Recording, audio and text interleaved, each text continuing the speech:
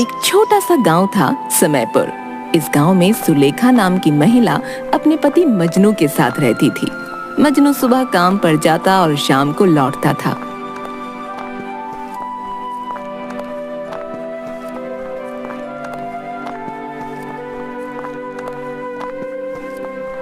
वो अक्सर उसके साथ झगड़ा करता था। तुम आजकल घर पर बिल्कुल ध्यान नहीं दे रही हो।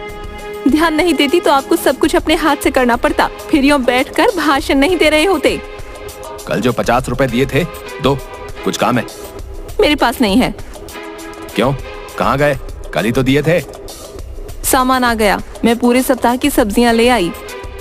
अरे दिमाग ठीक नहीं है क्या तुम्हारा? हैं? इतनी सब्जियां एक साथ लाने की क्या जरूरत थी? हैं? मुझे तुम कटोरी भर सब्जी नहीं देती तो ये आती किसके लिए है? आपको नहीं देती तो क्या मैं खुद खा जाती हूँ? ये जो तोंद है ना आपकी, ऐसे ही नहीं बढ़ रही। देखो तुम मेरे पेट के बारे में कुछ ना कहा करो, नहीं तो क्या? नहीं तो अच्छा नहीं होगा। अरे जाओ जाओ। जबान संभाल के। कहा ना जाओ जाओ। मजनू उसे मारने के लिए हाथ उठाकर रुक जाता है। क्या हुआ, रुक क्यों गए? अब यही बाकी रह गया था। मैं औरतों पर हाथ नहीं उठाता। सुलेखा घर से बाहर चली गई।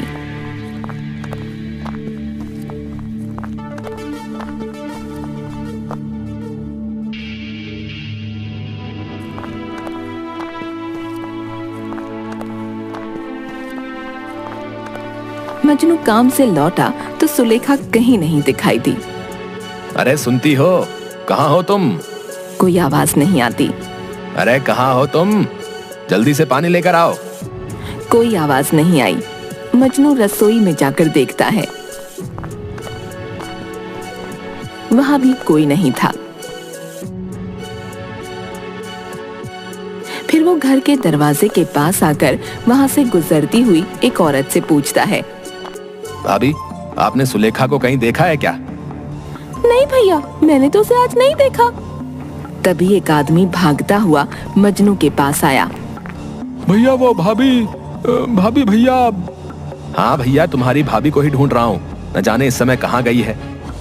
भैया वो भाभी वहाँ। कहाँ है बताओ। भैया आप चलो मेरे साथ। आप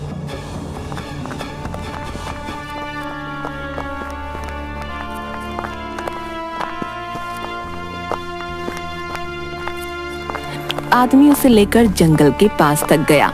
वहाँ काफी लोगों की भीड़ थी। मजनू को देखते ही वे दूर हट गए। वहाँ सफेद कपड़ों में लिपटा एक शव था। अरे ये कौन है? क्या हो गया इसे? भैया हमें बताने की हिम्मत नहीं है, तुम खुद ही देख लो। मजनू ने जैसे ही कफन उठाया वो जमीन पर धड़ाम से बैठ गया और जोर जोर से रोने लगा। सुलेखा उठो उठो उठो उठो। अरे क्या हो गया तुमको? चलो घर चलो। भैया अब ये कभी नहीं उठेगी। पिछले 2 घंटे से हम तुम्हारा इंतजार कर रहे थे। ए सुलेखा, चलो उठो मेरे साथ, मजाक मत करो, तुम उठ जाओ। भैया खुद को संभालो। ये क्या हो गया? मेरी तो दुनिया ही उजड़ गई। तभी 2 पुलिस वाले आ गए। गांव वालों ने रोते हुए मजनू को पकड़ा। एक पुलिस वाला लाश का मुआयना करने लगा। यह हत्या का मामला है, किसी ने यहाँ पर कुछ होते हुए देखा? नहीं साहब, हमने तो कुछ नहीं देखा, हमें तो इस नत्थू ने बताया था। साहब मैंने कुछ नहीं देखा, मैं तो यहाँ से गुजर रहा था तो देखा, यहाँ पर भाभी गिरी हुई पड़ी थी। पास आकर मैंने नब्ज देखी तो बंद थी। फिर मैंने सब गांव वालों को बुलाया। इसका मतलब हत्या कैसे हुई है तुम्हें नहीं पता? ना साहब, सच्ची मुझे तो कुछ भी नहीं पता। हम लाश को पोस्टमार्टम के लिए लेकर जा रहे हैं।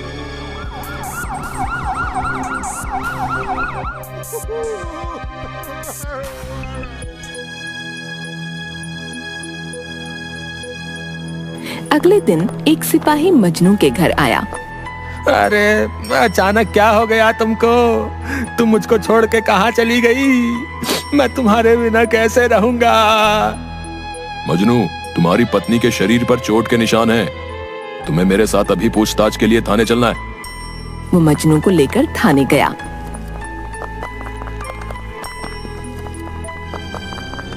हाँ तो मजनू, सुलेखा नाम की जिस औरत की हत्या हुई है वो तुम्हारी पत्नी थी?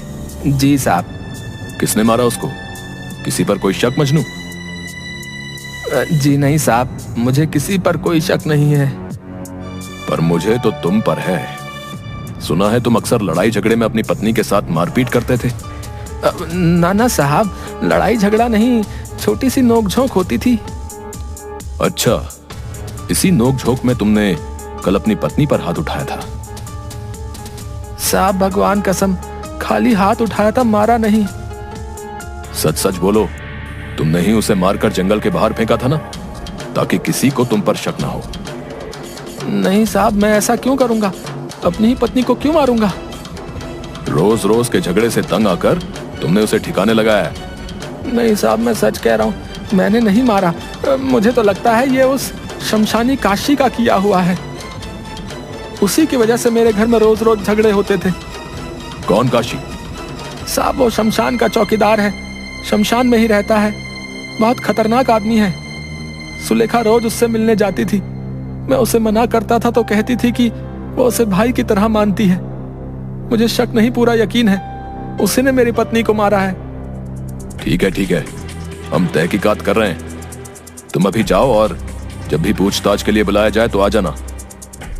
मजनू हाँ में सिर हिलाकर चला गया।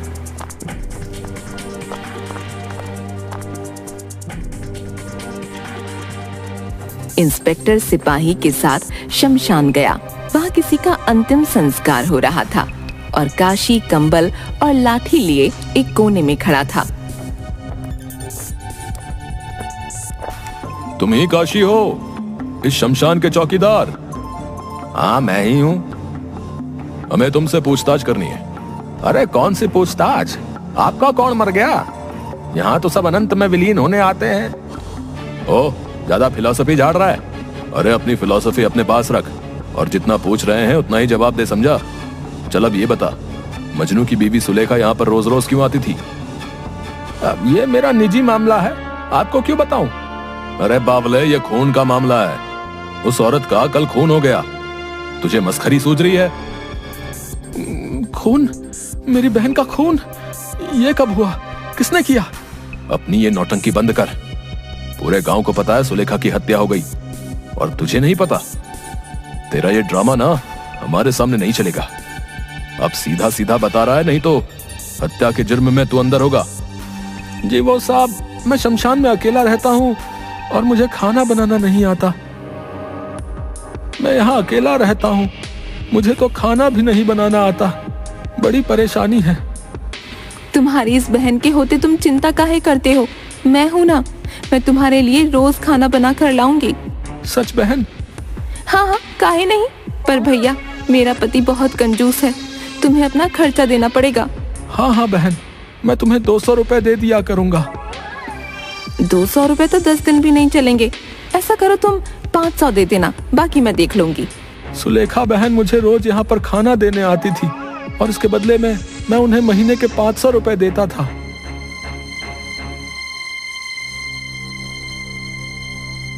मैं कैसे मान लूं जो तू बोल रहा है सच बोल रहा है? मजनू ने तो हमें ऐसा कुछ नहीं बताया। उसे इस बारे में कुछ नहीं पता। सुलेखा बहन ने ये बात किसी को बताने के लिए मना किया था। अगर मजनू को पता चल जाता तो वो ये रुपए भी चुराकर शराब में उड़ा देता। अरे तो हम कैसे विश्वास कर लें कि जो तू बोल रहा है सच बोल रहा है? कोई सबूत है तेरे पास अपनी बात को साबित करने के लिए? हाँ साहब, सब्जी वाले को यह बात पता है। सुलेखा बहन ने उसे बताया था। अब ये सब्जी वाला कौन है? रामनाथ सब्जी बेचता है, उसे सब कुछ पता है। सर मुझे तो लगता है मजनू की पत्नी का खून इसी ने किया है और अब ये कहानियां बना रहा है। नहीं साहब, मैं सच बोल रहा हूँ। जिस औरत ने बहन बनकर मुझे खाना खिलाया, मैं उसके साथ नमक हरामी कभी नहीं कर सकता। मैं रोज यहाँ लोगों को मिट्टी होते देखता हूँ। मुझे जीवन की अहमियत अच्छे से पता है। आप मेरी बात का विश्वास करो, मैं तो ऐसा करने के बारे में कभी सोच भी नहीं सकता। अरे ठीक है, ज्ञान देने की कोई जरूरत नहीं है। हम अभी तहकीकात कर रहे हैं, देखते हैं क्या सामने आता है। लेकिन जब तक हमारी तहकीकात पूरी नहीं हो जाती, सुलेखा का हत्यारा पकड़ा नहीं जाता, तब तक तू इस गांव के बाहर नहीं जाएगा, समझा? काशी हाँ में सिर हिला देता है।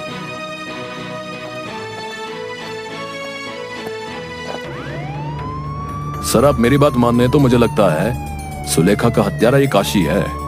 ये कहानियां बनाकर हमें गुमराह कर रहा है। ना, जो आदमी रोज लोगों की चिता जलते हुए देखता है, उनके परिवार वालों को रोते तड़पते देखता है, वो ये काम नहीं कर सकता। दोनों रामनाथ सब्जी वाले के पास पहुंचते हैं। भिंडी, करेले या गोभी ले लो, मटर ले लो। अरे तू ही है रामनाथ? जी साहब, बताइए कौन कौन सी सब्जियां दूं? तेरी तो पूरी रेडी लेनी है। सच्ची में आप सारी सब्जियां खरीदने आए हो? लगता है कोई दावत है थाने में। अरे दावत तो मैं आज तेरी बनाऊंगा, ज्यादा बोल मत। हम यहाँ पर मर्डर की तहकीकात कर रहे हैं और तुझे दावत की पड़ी है। तू मजनू की पत्नी सुलेखा के बारे में क्या जानता है? रामनाथ घबरा जाता है। अरे अब क्यों सांप सूंघ लिया? घबरा मत, बता। साहब, सुलेखा भाभी तो बहुत अच्छी थी, मुझसे रोज सब्जी लेकर जाती थी। हाँ, पैसे पूरे नहीं देती थी। तू काशी और सुलेखा के बारे में क्या जानता है? वो उसके लिए खाना ले जाती थी, भाभी ने खुद मुझे बताया। सब्जी ले लो, भिंडी ले लो, तोरी। भैया, भिंडी और तोरी दोनों 1-1 किलो दे दो। क्या भाभी, आजकल रोज इतना सब्जी है? क्या बात है? अब तुमसे क्या छिपाऊं भैया, वो शमशान वाले काशी भैया है ना, बेचारे खाने को लेकर बड़े परेशान रहते हैं। मुझसे देखा ना गया तो मैंने कह दिया मैं बनाकर दे दूंगी। बढ़िया भाभी, तुम तो पुण्य कमा रही हो। एक बात बताओ, तुम्हारा कंजूस पति कुछ कहता नहीं? वो क्या कहेगा? सुनो, मुझे सब्जी थोड़ी सस्ती दे दिया करो। वो काशी मुझे बस महीने के 500 रुपए ही देता है। उन्होंने ये बात किसी को बताने के लिए मना किया था। मजनू है ना, वो बहुत ही गुस्सैल और शराबी आदमी है। जितना कमाता है सब खर्च कर देता है। तो भाभी को लगता था कि उनके पैसे भी वो ले लेगा। साहब, मैं इतना ही जानता हूँ। और कोई बात है तो बता दे। अगर हमें बाद में पता चला कि तू कुछ छुपा रहा है तो तू अंदर जाएगा। मर्डर का मामला है ये, जमानत भी नहीं होगी। साहब, बस मेरा नाम बीच में नहीं आना चाहिए। चल बता। साहब, कल जब भाभी सब्जी लेने आई थी तो उनकी जो पड़ोसन है, रांची कलवा की पत्नी, वो भी आई थी। दोनों मुझसे सब्जी ले रही थी। भैया, आज तो 1 किलो कटहल दे दो। भाभी, 50 रुपए किलो है। हाँ, दे दे। काशी ने इसके अलग से रुपए दिए हैं। ओ भैया, 1 पाव कटहल दे दो। कुछ और ले लो, वो तो खत्म हो गया। ये इतना तो पड़ा है। ये तो पूरा भाभी ने लिया है। आए हाय, पूरे का क्या करेगी? आदमी है कि भूत? हाँ, तुम भूत ही समझ लो, पर जो भी हूँ तुमसे कम। सुलेखा, आजकल तुम्हारी जुबान ज्यादा चल रही है, लक्षण ठीक नहीं लगते। मेरी छोड़ो, तुम अपने लक्षण की परवाह करो। मैं अभी के अभी तेरी शिकायत करके तुझे मजा चखाती हूँ। साहब, मुझे बस यही बात पता थी। और कुछ नहीं साहब।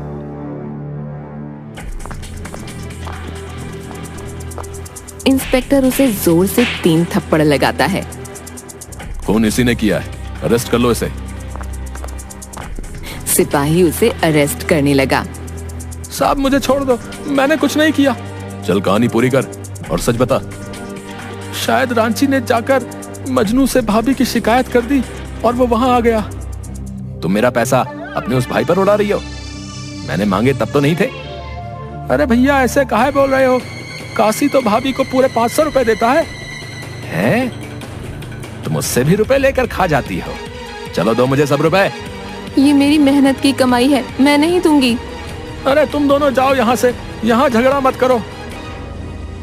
दोनों में हाथापाई होने पर सुलेखा का सिर सब्जी की रेहड़ी के कोने से टकरा गया और उससे खून की धारा बहने लगी। मजनू ने उसे उठाने की कोशिश की पर उसने दम तोड़ दिया। अरे भैया, ये क्या किया तुमने? अरे भैया, कुछ नहीं, अभी अस्पताल ले जाता हूँ, ठीक हो जाएगी। तुम अपना मुंह बंदी रखना, इसी में भलाई है। साहब, उसके बाद खबर मिली कि जंगल के पास भाभी की लाश। तुमने बात छिपाकर गुनाह किया है, साहब मैं डर गया था, आप बचा लो। अब अपराधी को सजा दिलवाने में हमारी मदद करो। तुम्हें उस मजनू के खिलाफ अदालत में गवाही देनी है। जी साहब, मैं सब बता दूंगा।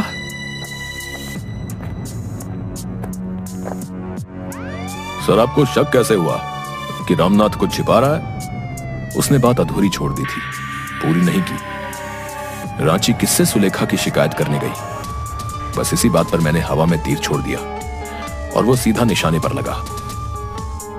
इंस्पेक्टर और सिपाही मजनू को पकड़कर जेल में ले आते हैं। तुझे क्या लगा बच जाएगा? बेटा, कानून के हाथ बहुत लंबे होते हैं, तुम जैसों की सोच से बहुत लंबे।